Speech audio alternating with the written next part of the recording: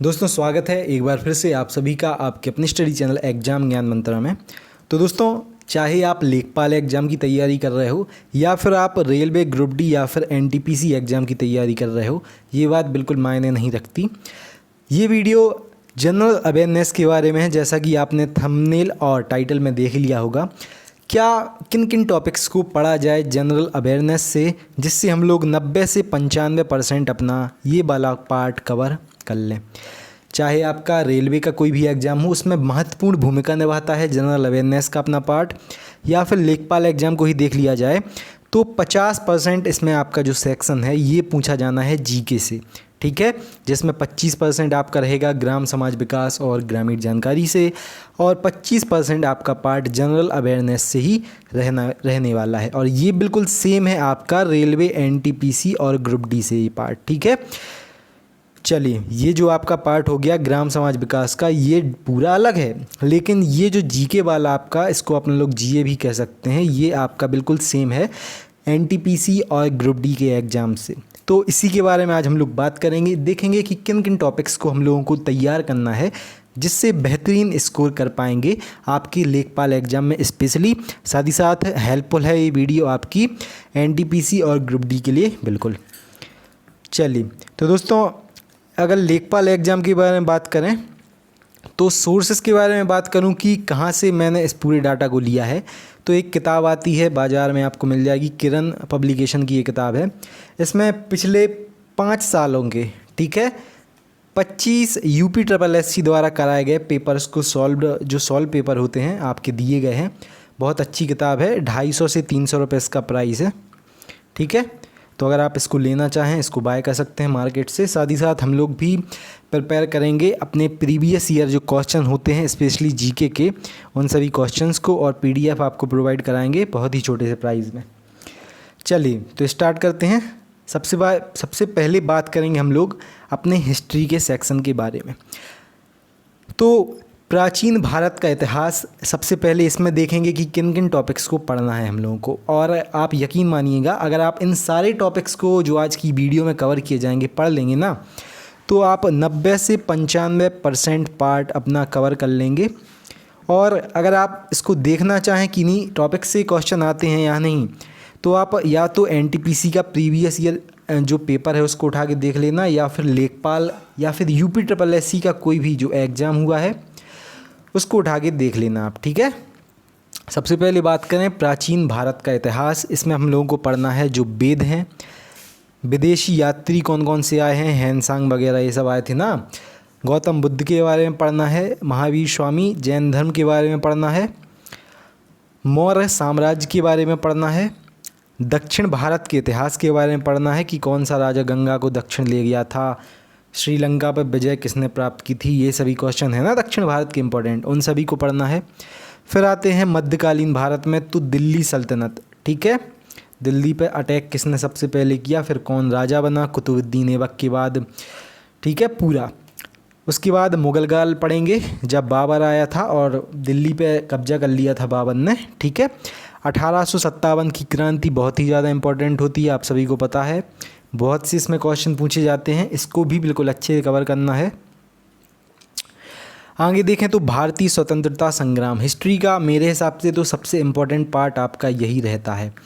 1885 जब भारतीय राष्ट्रीय कांग्रेस की स्थापना हुई थी, उससे 1947 तक बहुत सारे क्वेश्चन बनते हैं, चाहे कोई भी एग्ज़ाम हो आपका, चाहे आपका UPSSC कंडक्ट कराए या फिर आपका जो रेलवे है वो कंडक्ट कराए, ठीक है। तो भारतीय स्वतंत्रता संग्राम 1885 से लेके 1947 की जो इम्पोर्टेंट घटनाएं हैं उन सभी को पढ़ना है, जिसमें सबसे इम्पोर्टेंट है आपका भारतीय राष्ट्रीय कांग्रेस की स्थापना, मुस्लिम लीग की स्थापना कब हुई थी, किसने की थी, उसके जो इम्पोर्टेंट कार्य हैं, प्रमुख जो आंदोलन हुए थे, उसके बाद जो प्रमुख घटनाएं हुई थी, गवर्नर जनरल द्वारा जो प्रमुख कार्य किए गए थे, ठीक है, जैसे कि 1909 में एक एक्ट पास हुआ था, 1919 में एक एक्ट पास हुआ था। साथ ही साथ गोल में जो सम्मेलन हुए थे, तो किन किन ने उन सम्मेलनों में भाग लिया था, ठीक है, कब ये संपन्न कराए गए थे। उसके बाद 1947 का पूरा जो स्वतंत्रता आपका संग्राम है, भारत की प्रथम लोकसभा के बारे में पढ़ना है कि प्रथम लोकसभा अध्यक्ष कौन थे, विदेश मंत्री, रक्षा मंत्री, ये सभी, ठीक है। उसके बाद भारत द्वारा लड़े गए सभी युद्धों को, जो पाकिस्तान से युद्ध लड़े हैं, ठीक है, तो उनकी डेट की, ये कब संपन्न कराए गए थे, और जो चीन से युद्ध हुआ है, तो डेट ज़्यादा इंपॉर्टेंट है उसमें, ठीक है। उसके बाद बात करें तो 1947 से 2020 तक, ठीक है, वर्तमान तक जो प्रमुख कार्य किए गए हैं आपके, चाहे रक्षा के क्षेत्र में हो, जैसे कि इसरो की स्थापना कब हुई थी, DRDO की स्थापना कब हुई थी, प्रथम परमाणु परीक्षण कब किया था भारत ने, उसका नाम क्या था, द्वितीय परमाणु परीक्षण कब किया था भारत ने, उसका नाम क्या था, ठीक है, जो भी इम्पोर्टेंट क्वेश्चन हैं आपके। उसके बाद प्रथम व द्वितीय विश्व युद्ध है, इसको भी देखना है। इसमें आपको 2 इम्पोर्टेंट पॉइंट पढ़ना है, एक तो इसकी डेट पढ़ना है कि कब से प्रथम विश्व युद्ध चालू हुआ था, कब से द्वितीय विश्व युद्ध चालू हुआ था, साथ ही साथ कितने देशों ने उनमें भाग लिया था, ठीक है। तो 2 सबसे इम्पोर्टेंट पॉइंट होते हैं। साथ ही साथ ये भी देख लेना कि अमेरिका ने जापान पर परमाणु बम कब गिराए थे और उनका नाम क्या था, ठीक है। चलिए, इसमें जो विश्व युद्ध हैं इनसे ज़्यादा कुछ नहीं उनमें पढ़ना है। अब इतना हो गया अपना हिस्ट्री का टॉपिक। हिस्ट्री में सिर्फ इतना ही पढ़ना है, ठीक है, आपको और कुछ नहीं पढ़ना है। चलिए, अब बात करें आपकी कॉन्स्टिट्यूशन के बारे में, तो इसको पूरा कवर करना है आपको। कॉन्स्टिट्यूशन को पूरी धाराओं को पढ़ना है, ठीक है, जो आपके अनुच्छेद होते हैं ना, पूरा कॉन्स्टिट्यूशन तो पूरा कवर करना है, इसमें कम की संभावना बिल्कुल नहीं है। बात करें जियोग्राफी की, तो इसमें कुछ गिने चुने टॉपिक हैं जिनसे अधिकतम क्वेश्चन पूछे जाते हैं। मान के चलिए आप 95% इन्हीं टॉपिक से क्वेश्चन पूछे जाते हैं, ठीक है। तो जियोग्राफी में सबसे पहले हम लोग अभी बात कर रहे हैं भारत की जियोग्राफी के बारे में। तो भारत की प्रमुख नदियां कौन कौन सी हैं, उनके उद्गम स्थान कौन से हैं, और बेसिकली भारत में नदियाँ 2 तरह, जो एक गिरती हैं अरब सागर में और एक गिरती हैं बंगाल की खाड़ी में। तो कौन सी नदियाँ अरब सागर में गिरती हैं और कौन सी नदियाँ बे ऑफ बंगाल में गिरती हैं, यानी कि बंगाल की खाड़ी में गिरती हैं, ये आपको पढ़ना है। और उनके उद्गम स्थान बहुत ही ज़्यादा इंपॉर्टेंट हैं, ठीक है, कि गंगा का उद्गम कहाँ से हुआ, यमुना का, ब्रह्मपुत्र का, उसके बाद सिंधु नदी, ये सभी, ठीक है। और एक सीक्वेंस भी है, सिंधु, झेलम, चिनाब, रावी, ब्यास, सतलज, तो हम लोग जीके में ये कवर करेंगे ही, और इन सभी सीक्वेंस को भी याद रख लेना थोड़ा। उसके बाद पर्वत कौन कौन से हैं, जैसे कि अरावली पर्वत, इसकी ऊंचाई, इसका प्रमुख शिखर जो है, ठीक है, उसकी ऊंचाई कितनी है, उसका नाम क्या है। उसके बाद प्रमुख चोटियाँ कौन कौन सी हैं अपने भारत के पहाड़ों की, जैसे हिमालय की प्रमुख चोटी कौन सी है, उसकी ऊंचाई कौन सी है, मतलब कितनी है। प्रमुख दर्रे कौन कौन से हैं, घाट कौन कौन से हैं, है ना, ये पाल घाट वगैरह ये सब, तो इनको पढ़ना है। ये दर्रे हैं, जैसे सिंकोसा दर्रा वगैरह हो गया। झीलें कौन कौन सी इंपॉर्टेंट झीलें हैं, उनके स्थान को पढ़ना है, ठीक है, जैसे कि कोई झील राजस्थान में है, कोई झील उत्तराखंड में है, तो उनका नाम और वह झील किस स्थान पर है, किस राज्य में है, ठीक है। वन्य जीव अभ्यारण्य बहुत ही ज़्यादा इंपॉर्टेंट। वन्य जीव अभ्यारण्य में जैसे कि भारत का पहला वन्य जीव अभ्यारण्य कौन सा है, साथ ही साथ भारत में जो एक सींग का गैंडा है उसके लिए वन्य जीव अभ्यारण्य कौन सा है, ठीक है, तो इन सभी को भी पढ़ना है। भौगोलिक संकेतक, जियोग्राफिकल इंडिकेटर इनको कहा जाता है, तो किस क्षेत्र का कौन सा भौगोलिक संकेतक है, इससे बहुत सारे क्वेश्चन पूछे जाते हैं, ठीक है, तो इसको भी पूरा कवर करना है। ये बहुत ही ज़्यादा इंपॉर्टेंट फैक्ट हो गया अपना, जैसे कि लोक नृत्य किस स्थान का कौन सा है, प्रमुख लोकगीत, ठीक है, क्षेत्र विशेष की जनजातियाँ, प्रमुख त्यौहार कौन कौन से मनाए जाते हैं, ठीक है। आगे बात करें अपन, तो भारत व विश्व में नदियों के किनारे बसे प्रमुख शहर, जैसे कि जो अपना कोलकाता है किस नदी के किनारे बसा है, हैदराबाद किस नदी के किनारे स्थित है, ठीक है, इस प्रकार के क्वेश्चन। भारत में खनिज उत्पादन, किन खनिजों का किन विशेष क्षेत्रों में उत्पादन होता है, बिल्कुल अच्छे से इसको देखना है। खनिज उत्पादन बहुत ही ज़्यादा इंपॉर्टेंट है, ठीक है। साथ ही साथ भारत, जैसे कोई खनिज हो गया तो भारत का स्थान क्या आता है उसको उत्पादित करने में विश्व में। आगे देखें तो विश्व में खनिज उत्पादन, ठीक है, किन किन खनिजों का कौन कौन से देशों में अधिकतम उत्पादन होता है। भारत में प्रमुख खाद्यान्न उत्पादन, ठीक है, यानी भारत में कौन कौन से खाद्यान्नों का बहुतायत में उपयोग होता है। निर्यात सबसे ज़्यादा किनका किया जाता है, कितने मिलियन टन, ठीक है, इस प्रकार से उनका उत्पादन होता है। विश्व में खाद्यान्न उत्पादन, जैसे कि अमेरिका है, अमेरिका में किसी मतलब खाद्यान्न का किस स्थान पे आता है उसका नंबर, ठीक है, यही सब चीज़ें मतलब। भारत के प्रमुख बंदरगाह कौन कौन से हैं, उनका नाम क्या है, ये सब देखना है आपको। भारत के प्रमुख हवाई अड्डे कौन कौन से हैं, ठीक है। इंटरनेशनल एयरपोर्ट ज़्यादा इंपॉर्टेंट होते हैं इसमें। साथ ही साथ प्रमुख स्टेडियम कौन कौन से हैं भारत के राष्ट्रीय राजमार्ग, कौन सा राष्ट्रीय राजमार्ग किन दो स्थानों को जोड़ता है ये आपको देखना है। सबसे बड़ा राष्ट्रीय राजमार्ग कौन सा है, सबसे छोटा राष्ट्रीय राजमार्ग कौन सा है, ठीक है। उनकी लंबाई भी देखना है कितनी है। भारत के प्रमुख द्वीप कौन कौन से हैं, ठीक है। जैसे कि आपका अंडमान निकोबार द्वीप समूह में बहुत सारे द्वीप आते हैं, ठीक है। बे ऑफ बंगाल में अपने कुछ द्वीप हैं, ठीक है। और लक्षद्वीप है, जैसे कि उसके क्या है, ये बहुत सारे द्वीपों से मिलके बने होते हैं, ठीक है। जैसे अंडमान निकोबार है अपना, तो 500 से अधिक छोटे छोटे द्वीपों से मिलकर बना है अंडमान निकोबार, ठीक है। तो ये जो लक्षद्वीप वाला क्वेश्चन है, ये जो वीडियो एग्जाम हुआ था उसमें आया था, बहुत ही ज़्यादा इम्पोर्टेंट है। मेरा गलत हो गया था वैसे। चलिए अब बात करते हैं वर्ल्ड जियोग्राफी के बारे में। तो वर्ल्ड की जियोग्राफी में कुछ इंपॉर्टेंट पॉइंट ही हम लोगों को कवर करने हैं, जैसे कि प्रमुख महाद्वीप कौन कौन से हैं, ठीक है। दुनिया में कितने महाद्वीप हैं, उस महाद्वीप की सबसे बड़ी नदी कौन सी है, उस महाद्वीप की सबसे प्रमुख चोटी कौन सी है, उसका प्रमुख ज्वालामुखी कौन सा है, ठीक है। जो प्रमुख घास के मैदान होते हैं जैसे पेरी, पंपास वगैरह, इन सभी को बिल्कुल अच्छे से पढ़ना है, क्योंकि ये छोटे छोटे क्वेश्चन ही पेपर में अपने नंबर बढ़वाते हैं, ठीक है।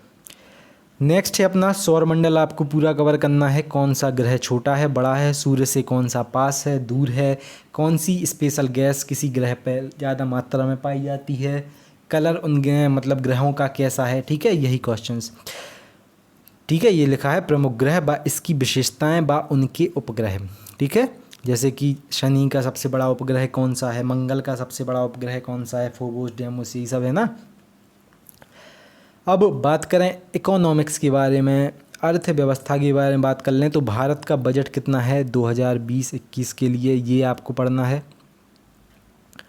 भारत का आयात निर्यात प्रमुख किन देशों से होता है, कौन से देश से हमने 2020-21 में कौन सी वर्तमान में प्रमुख चीज़ें मंगाई हैं, ठीक है। वैसे अभी 95% अपना निर्यात, आयात और निर्यात बंद है कोविड-19 की वजह से, लेकिन जब एग्ज़ाम होगा तो ये इसी से क्वेश्चन आएंगे आपके, ठीक है। पंचवर्षीय योजनाएं, आपको जो 12 पंचवर्षीय योजनाएं थी अच्छे से कवर करना है। नीति आयोग को आपको पढ़ना है, जीएसटी को आपको अच्छे से पढ़ना है, अभी तक जीएसटी से क्वेश्चन बनते रहे हैं, ठीक है। भारत की प्रमुख योजनाएं कौन कौन सी हैं, जैसे आपकी एक समुद्रमाला योजना वगैरह है, ठीक है, स्वच्छ भारत मिशन, इन सभी को बहुत अच्छे से देखना है। रेलवे एग्ज़ाम्स के दृष्टिकोण से ये योजनाएं बहुत ही ज़्यादा इंपॉर्टेंट हैं।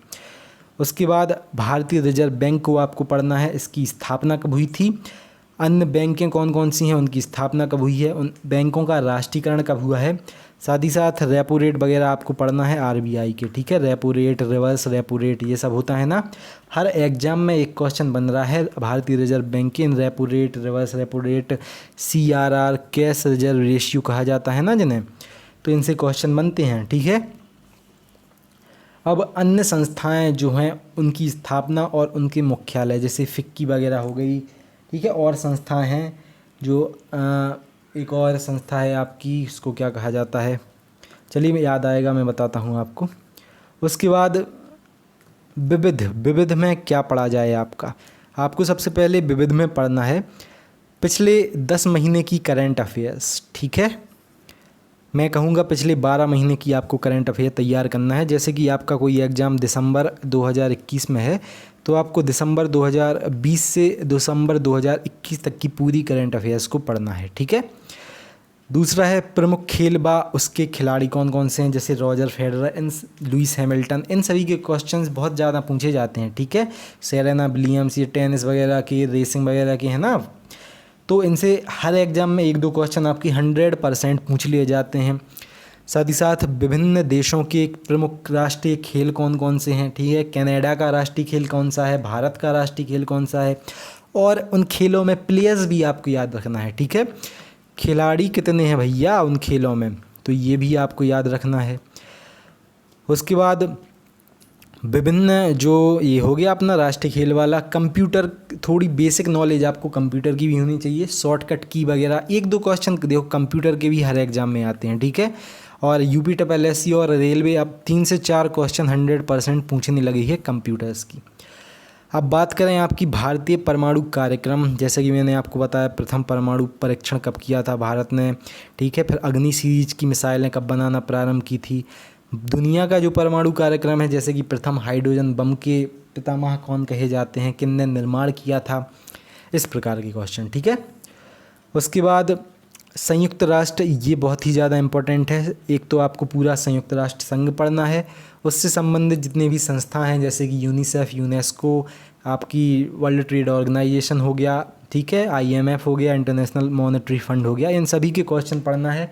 उनके मुख्यालय कहाँ पे हैं, साथ ही साथ वर्तमान में उनके जो प्रमुख अध्यक्ष होते हैं वो कौन है, ठीक है। प्रेसिडेंट कहा जाता है उनको, अध्यक्ष कहा जाता है बेसिकली।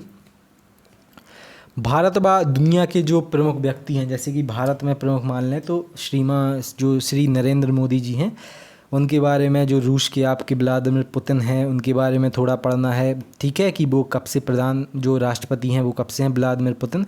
तो जो बेसिकली दुनिया के जैसे प्रमुख देश हैं जिनसे भारत के अच्छे संबंध हैं, ठीक है, तो उनके जो प्रमुख राष्ट्र के अध्यक्ष होते हैं उनके बारे में पढ़ना है। साथ ही साथ जनगणना 2011 को पढ़ना ही है, बहुत ही ज़्यादा इंपॉर्टेंट। 1 से 2 क्वेश्चन 100% हर एग्ज़ाम में पूछे जाते हैं इससे। और जैसा कि मैंने आपको पहले ही बताया, बजट 2020-2021 भी हम लोगों को पढ़ना है। अब बात करें, एक और इम्पॉर्टेंट टॉपिक है आपका साइंस, ठीक है। तो आपका चाहे लेखपाल एग्ज़ाम हो, चाहे आपका NTPC ग्रुप डी का एग्ज़ाम हो, पूरा साइंस आपको कवर करना है, ठीक है। पिछले जो एग्ज़ाम्स हुए हैं UPSSC के द्वारा जो कंडक्ट कराए गए हैं, उनमें आपकी साइंस के बहुत ही ज़्यादा क्वेश्चन पूछे गए हैं। आप स्टेनोग्राफर का पेपर उठा के देख लें, उसमें बहुत सारे क्वेश्चन पूछे गए हैं। जिस प्रकार से रेलवे साइंस के क्वेश्चन पूछता है, उसी प्रकार से UPSSC ने स्टेनोग्राफर के पेपर में क्वेश्चन पूछे थे। पिछला आप लेखपाल एग्ज़ाम का पेपर उठा लें, उसमें भी साइंस से बहुत सारे क्वेश्चन पूछे गए थे। तो साइंस को भी अच्छे से तैयार करना है। साइंस आपकी रेलवे के एग्ज़ाम्स के लिए भी हेल्पफुल रहेगी, साथ ही साथ आपकी UPSSC आपका जो लेखपाल एग्ज़ाम है उसके लिए भी हेल्पफुल रहेगी। चलिए, अब क्या बचा अपना, अब कुछ करंट अफेयर्स के लिए हम लोग देखते हैं कि करंट अफेयर्स में किन किन टॉपिक्स को हम लोग टारगेट करेंगे। और करंट अफेयर में जो क्वेश्चन आपके बनते हैं, फिर से 90 से 95% जो आपके क्वेश्चन रहते हैं इन्हीं टॉपिक्स से बनते हैं। सबसे पहला टॉपिक है आपका, अगर आपका कोई एग्ज़ाम 2020 में है, हम उसको लेके चलेंगे। 2019 और 2020 के अंतर्गत, ठीक है, कौन कौन से प्रमुख खेल संपन्न कराए गए, उन सभी खेलों के बारे में आप पढ़ेंगे। गोल्ड मेडल किसे मिला, सिल्वर मेडल किसे मिला, अगर भारत ने उसमें पार्टिसिपेट किया तो भारत को पूरे कितने मेडल मिले, ठीक है। साथ ही साथ उस खेल का आयोजन कब कहाँ किया गया था। 2019 और 20 की प्रमुख किताबें, ठीक है, जो किताबों का विमोचन होता है ना, किताबें लॉन्च होती हैं, तो किसने वो किताब लिखी, उस किताब का क्या नाम है। साथ ही साथ 2019 और 20 के प्रमुख जो फिल्म पुरस्कार हुए हैं, किसे वो फिल्म पुरस्कार मिले हैं, ये सभी आपको पढ़ना है। 2019 और 20 के प्रमुख सम्मान व अवार्ड्स, ठीक है, किसको कौन सा अवार्ड मिला है। 2019-20 में प्रधानमंत्री व राष्ट्रपति को मिले प्रमुख पुरस्कार और सम्मान, जैसे कि हमारे प्रधानमंत्री UAE गए तो उन्होंने अपना सर्वोच्च जो पुरस्कार होता है उन्हें दिया, ठीक है। इस प्रकार से अभी जो राष्ट्रपति गए थे हमारे कुछ देशों में, ठीक है, तो उन सभी देशों ने उन्हें अपना जो सर्वोच्च सम्मान है वो दिया था, ठीक है। ये बात है आपकी 2019 की, ठीक है। और अभी करंट में कुछ ज़्यादा घटा भी नहीं है, तो अगर 2020 में कोई आपका पेपर कंडक्ट कराया जाता है तो 2019 के करंट को बेस मान के ही उसमें क्वेश्चन पूछे जाएंगे, ठीक है। चलिए, अब आगे देखते हैं 2019 और 20 की जो प्रमुख योजनाएं हैं, जैसे नई नई योजनाएं लॉन्च होती हैं ना भैया, मैं बताता हूं आपको, चाहे UPSSC हो या है आपका NTPC, railway group D, SSC, कोई भी एग्ज़ाम हो, योजनाएं हर एग्ज़ाम के लिए इम्पोर्टेंट रहती हैं आपकी, ठीक है। चलिए, 19 और 20 का जो आयात निर्यात है, प्रमुख फसल उत्पादन में भारत का क्या स्थान है, ये ज़्यादा इंपॉर्टेंट रहता है। भारत में किसी जो फसल है तो भारत का क्या नंबर आता है विश्व में उस फसल के उत्पादन में, ये बहुत ही ज़्यादा इम्पोर्टेंट आपके लिए हो जाता है। उसके बाद 2019 और 20 के जो GI tag means geographical indicator, ठीक है, तो जैसे पहले भी हम लोग इसके बारे में बात कर चुके हैं। 2019 और 20 में इसरो के अंतरिक्ष प्रोग्राम, भैया मोस्ट इम्पॉर्टेंट, ठीक है मेरे भाई। इसरो ने जो मिशन गगनयान है इसरो का वो भी जाना है, अभी 2021 में जाना था, अब क्या पता लेट ना हो जाए ये, ठीक है, जो मिशन था। उसके बाद इसरो ने कितनी सैटेलाइट लॉन्च की, कौन सी सैटेलाइट लॉन्च की, इसरो का वर्तमान में सबसे पावरफुल जो रॉकेट है कौन सा है, ठीक है, उसका नाम क्या है। जैसे कि अभी वर्तमान में GSLV Mk3 जिसको बाहुबली कहा जाता है, ये इसरो का सबसे मॉडर्न और सबसे पावरफुल रॉकेट है, ठीक है, जो चंद्रयान 2 है इसी से गया था। और जो हमारा मंगलयान है ये गया था आपका PSLV से, पोलर सैटेलाइट लॉन्च व्हीकल। इसी प्रकार के क्वेश्चन आपको पढ़ना है इसरो के अंतरिक्ष प्रोग्राम में। प्रमुख भारतीय इमारतें व उनका पूरा इतिहास, ठीक है, प्रमुख भारतीय इमारतें मीन्स जैसे ताजमहल को ले लिया जाए तो यूनेस्को की विश्व धरोहर में इसको शामिल कब किया गया था, ताजमहल का निर्माण कब किया गया था, ठीक है, किन्होंने इसका निर्माण कराया था, उसका सन वगैरह, ठीक है। चलिए, तो यही क्वेश्चन थे दोस्तों, GS के, अपने जनरल अवेयरनेस के कह लें चाहे GS के कह लें, आपके मोस्ट इंपॉर्टेंट ये सारे टॉपिक्स थे, ये सारे क्वेश्चंस थे। मैं गारंटी के साथ आपसे कहता हूँ ये जितने मैंने आज आपको टॉपिक्स बताए हैं ना GA में, दोस्त आप इन सभी टॉपिक को कवर कर लेना। 90 से 95% परफॉर्मेंस आप 100% दोगे आपके किसी भी एग्ज़ाम में। रेलवे, ग्रुप डी, NTPC दे देना आप, चाहे आप UPSSC का कोई भी एग्ज़ाम दे देना, ठीक है। आप 90 से 95% क्वेश्चंस को अच्छे से बिल्कुल करेक्ट सॉल्व करोगे अगर आप ईमानदार खुद से होके इतने टॉपिक्स को बिल्कुल अच्छे से प्रिपेयर कर लोगे तो, ठीक है। चलिए, तो दोस्तों फिर मिलते हैं अपनी अगली वीडियो में। मैं आशा करता हूँ ये वीडियो आपको अच्छी लगी होगी। बहुत ही मेहनत एक तो इन टॉपिक्स को कवर करने में लगी है। मैं आशा करता हूँ ये सारे क्वेश्चंस मींस सारे जो टॉपिक्स हैं आपको अच्छे से समझ में आ गए होंगे। जिन लोगों ने अभी तक चैनल को सब्सक्राइब नहीं किया है, चैनल को सब्सक्राइब कर लेना। डिस्क्रिप्शन में आपको हमारे व्हाट्सअप और टेलीग्राम ग्रुप की इस प्रकार से लिंक मिल जाएगी, तो उन ग्रुप्स को ज्वाइन कर लेना। जो भी इंपॉर्टेंट अपडेट्स रहती हैं, इंपॉर्टेंट PDFs रहती हैं, आपको वहाँ पे बता दी जाती हैं। साथ ही साथ अगर आप बाय करना चाहते हैं उत्तर प्रदेश की जो सामान्य ज्ञान है इसके नोट्स, तो डिस्क्रिप्शन में लिंक दी गई है, फुली अपडेटेड नोट्स हैं ये। साथ ही साथ विशेषकर लेखपाल एग्जाम के लिए ग्राम समाज विकास और ग्रामीण जानकारी के आप बेहतरीन नोट्स परचेज कर सकते हैं। हमारी वेबसाइट की लिंक आपको डिस्क्रिप्शन में मिल जाएगी। साथ ही साथ वीडियोज़ के माध्यम से अगर आप लोग ग्राम समाज विकास प्रिपेयर करना चाहें तो इस प्रकार से आपको डिस्क्रिप्शन में प्लेलिस्ट मिल जाएगी, और 31 वीडियोस हम लोगों ने वहाँ कवर की हैं ग्राम समाज विकास की।